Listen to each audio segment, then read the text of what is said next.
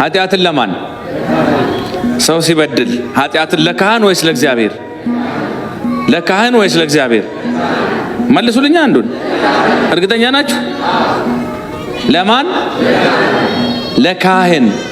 ለካህን ማለት በካህኑ በኩል ለማን? ለምን ተዘዋዋሪ ያስፈልገ? ቀጥታ ለኢየሱስ ክርስቶስ ቀጥታ ለሱ የተቻለ ቀላል መንገድ እያለ የምን ዙሪያ ጥምጥም ነው?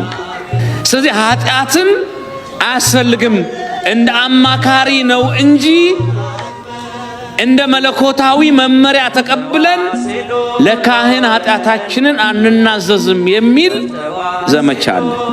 በዛ ላይ ጥቂት ነገር ብቻ ነግራችኋለሁ፣ ልብ ብላችሁ ስሙኝ። እውነት ነው እንደተባለው ኃጢአትን ለጌታ መናዘዝ ይቻላል ወይስ አይቻልም የሚለውን መመርመር ያስፈልጋል። የሰው ልጅ በዚህ ዓለም ላይ ሲኖር ይበድላል፣ እንበድላለን። ሰማያት እንኳን በእግዚአብሔር ፊት ንጹህ አይደሉም። ማንም ሰው ንጹህ የለም። የእግዚአብሔር ቸርነት ነው እንጂ የሚያኖረን፣ ሁላችንንም ስራችን አይደለም የሚያኖረን። እግዚአብሔር ያየውን ሳያሳይ የሰማውን ሳያሰማ ሽፍን አድርጎ በቤቱ ያኖረናል።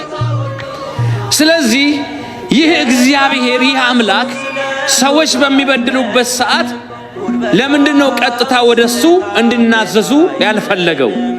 ሰው መጀመሪያ ኃጢአት ሲሰራ ሰውን ነው እግዚአብሔር ነው የፈራው? እግዚአብሔር ይስጣችሁ። ማን ነው የፈራው?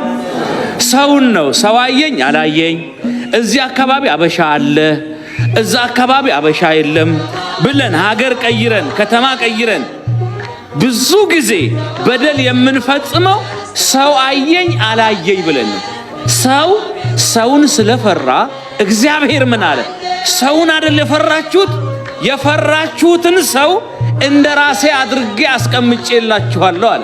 ሰውየው ወደ ሰው አዝመራ ገባና ወደ ጎን ወደ ግራ ወደ ፊት ሲያይ ማንም የለም። አዝመራ ውስጥ ገብቶ ገጠር ነው።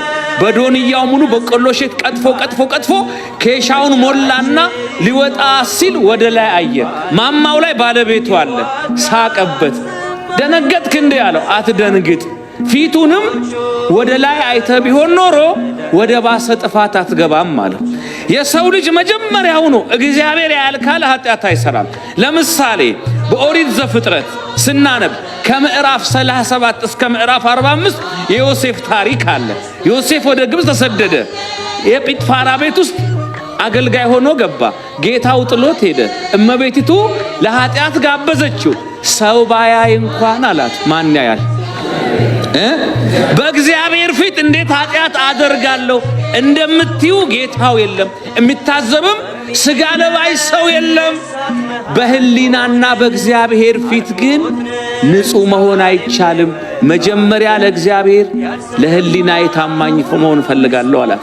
ሰው መጀመሪያውኑ ኃጢአትን ሰውን ነው እንጂ የሚፈራው እግዚአብሔር አይደለም። እግዚአብሔርን ከፈራ መጀመሪያ የማያደርግም። ስለዚህ ክርስቶስ ምን አለ? እኔን ሳይሆን እንደናንተ ያለ ሰው ስለሆነ እየፈራችሁ ያላችሁት አለ ሰው ጋር ሂዱ አለ። ለዚህ ነው በመጽሐፈ ኢያሱ ምዕራፍ 7 ልጄ ሆይ አለ ኃጢአትህን ተናዘዝ፣ ለእግዚአብሔር ተናገር፣ ለኔም አትሸሽገኝ አለ።